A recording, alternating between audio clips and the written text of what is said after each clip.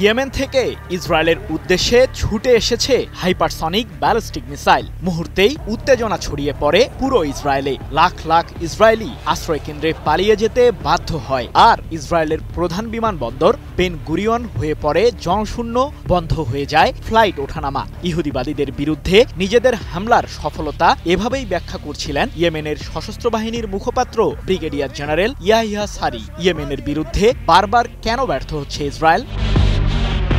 Palestine 2 মডেলের hypersonic ballistic মিসাইলের সামনে বারবার ঘায়েল হচ্ছে ইসরায়েল। ইয়েমেনের সশস্ত্র বাহিনীর ছোড়া এই মিসাইলটির তীব্র গতির কারণেই ক্ষেপণাস্ত্রটিকে প্রতিহত করতেই পারছে না ইসরায়েলের এয়ার ডিফেন্স সিস্টেমগুলো, যার কারণে ইহুদিবাদীদের প্রতিরক্ষা বলয় ভেদ করে অতি সহজেই কৌশলগত লক্ষ্যবস্তুর বিরুদ্ধে সফলতা আনছে ইয়েমেনের প্যালেস্টাইন 2 হাইপারসনিক মিসাইল।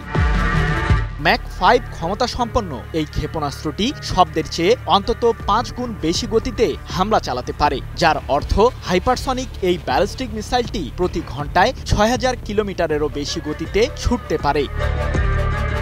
তীব্র গতি আর আধুনিক এয়ার ডিফেন্স সিস্টেমকে ভেদ করার ক্ষমতা প্যালেস্টাইন 2 মিসাইলকে পরিচয় দিয়েছে এক নতুন মারণাস্ত্রের, যার মাধ্যমে ইয়েমেনের সশস্ত্র বাহিনী হয়ে উঠেছে মধ্যপ্রাচ্যের অন্যতম প্রতিরক্ষা বলয়। ফলে কোণঠাসা হয়ে পড়েছে ইসরায়েলের সামরিক ও প্রতিরক্ষা ব্যবস্থা, আর ভয়ে চিন্তার ভাঁজ ইসরায়েলের প্রধানমন্ত্রী বেনিয়ামিন নেতানিয়াহুর কপালে।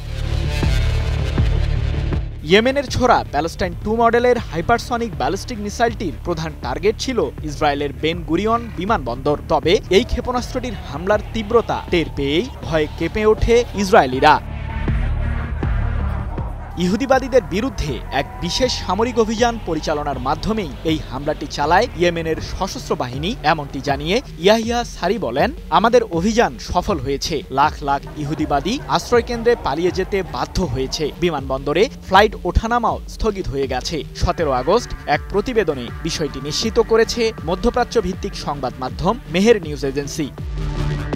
সারি জোর দিয়ে বলেন, এ অভিযান চালানো হয়েছে নিপীড়িত ফিলিস্তিনি জনগণের সহায়তার জন্য, পাশাপাশি ইসরায়েলের আগ্রাসনে গাজার বাসিন্দাদের গণহত্যা ও অনাহারে মৃত্যুর মতো অপরাধের প্রতিক্রিয়ায়, এছাড়াও আমাদের দেশের উপর শত্রুর আগ্রাসনের জবাবে।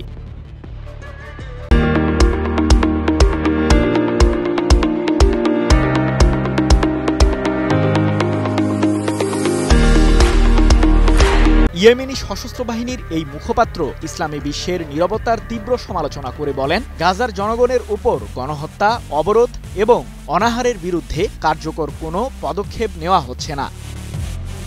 ব্রিগেডিয়ার জেনারেল সারি আরও উল্লেখ করেন, ফিলিস্তিনি জনগণের প্রতি ধর্মীয়, নৈতিক ও মানবিক দায়িত্ব পালনের অংশ হিসেবে ইসরায়েলের বিরুদ্ধে ইয়েমেনি সশস্ত্র বাহিনীর অভিযান অব্যাহত থাকবে যতক্ষণ না যুদ্ধ বন্ধ হয় এবং গাজার অবরোধ প্রত্যাহার করা হয়।